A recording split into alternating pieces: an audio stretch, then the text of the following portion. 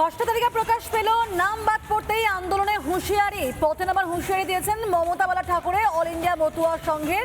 মতুয়া প্রভাবিত বাগদা, বনগাঁ উত্তর, বনগাঁ দক্ষিণ, গাইঘাটা বিধানসভা এবং এই সমস্ত জায়গায় বেশ কিছু নাম বাদ পড়েছে।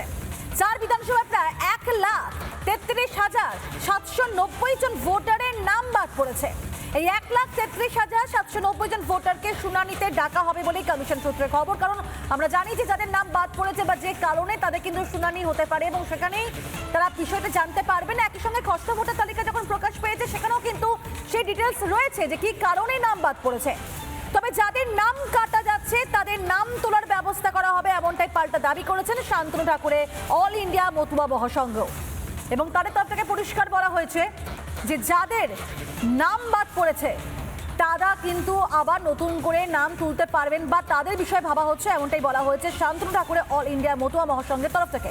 আর মমতা বালা ঠাকুর ঘনিষ্ঠ সুকেশ চৌধুরী তিনি কি এই বিষয়ে জানিয়েছেন শোনাবো। যেই সূত্রে খবর, নির্বাচন কমিশন সূত্রে, যে 1,33,790 জন যাদেরকে ডাকা হতে পারে শুনানিতে, এমনটাই কিন্তু জানা যাচ্ছে। কি বলবেন?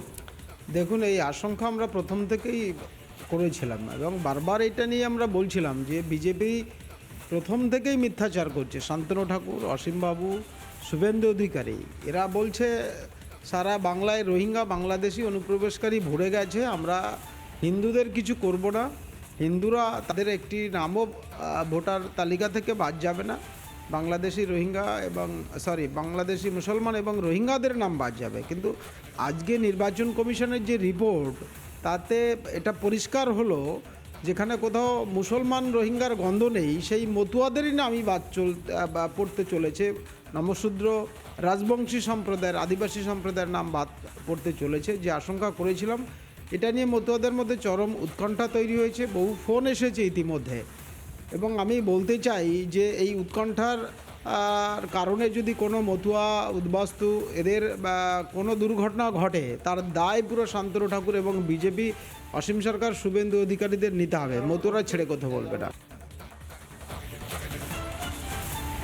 মমতা বালা ঠাকুর ঘনিষ্ঠ সুকেশ চৌধুরী যখন বলছেন যে তারা এই ভয়ে আগে থেকেই ছিলেন, সেখানে কিন্তু পাল্টা শান্তনু ঠাকুরে অল ইন্ডিয়া মতুয়া মহাসংঘের তরফ থেকে পরিষ্কার বলা হয়েছে যাদের নাম কাটা যাচ্ছে তাদের নাম তোলার ব্যবস্থা করা হবে। কারণ বরাবরই তারা মতুয়াদের পাশে রয়েছে, এমনটাই বরাবর তারা বলে এসেছে। তবে নাম বাদ পড়তে এবার আন্দোলনে হুঁশিয়ারি দেওয়া হয়েছে, পথে নামার হুঁশিয়ারি দিচ্ছেন মমতা বালা ঠাকুরে অল ইন্ডিয়া মতুয়া সংঘের যারা রয়েছেন সদস্য মতুয়ারা তারা। আর এই নিয়ে শান্তনু ঠাকুর ঘনিষ্ঠ সুখেন গায় তিনি কি জানিয়েছেন শোনাই আপনাদের। কিছু সংখ্যক মানুষ তাদের রাজনৈতিক হাতিয়ার ব্যবহার করে রাজনৈতিক স্বার্থে এর দায়ভার চাপাচ্ছেন সংঘাধিপতি শান্তনু ঠাকুরের উপরে এবং তার নেতৃত্বাধীন সংগঠনের উপরে, কিছু সংখ্যক ভারতীয় জনতা পার্টি কর্মীর উপরে। যাদের ভোটার তালিকা থেকে নাম বাদ গেছেন তারা কিন্তু শুধু মতুয়া নয়, তারা বিভিন্ন ধর্মাবলম্বী, বিভিন্ন সম্প্রদায়ের মানুষও তার মধ্যে আছেন। আমরা আস্থা রেখি ভারত সরকারের স্বরাষ্ট্রমন্ত্রী, ভারত সরকারের প্রধানমন্ত্রী এবং আমাদের সংঘাধিপতি শ্রী শান্তনু ঠাকুরের উপরে। সিএর মাধ্যমে হোক অথবা অন্য কোনো আইন প্রণয়ন করে হোক, আমাদের উদ্বাস্তু শরণার্থী মতুয়াদের আবার পুনরায় ভোটার তালিকায় নাম নথিভুক্ত করবেন। নানা ধরনের কন্টেন্ট দেখার জন্য লাইক করুন, শেয়ার করুন আমাদের ফেসবুক পেজ, সাবস্ক্রাইব করুন আমাদের ইউটিউব চ্যানেল। পাশাপাশি অন্যান্য ব্রেকিং নিউজের জন্য অবশ্যই চোখ রাখুন রিপাবলিক বাংলায়।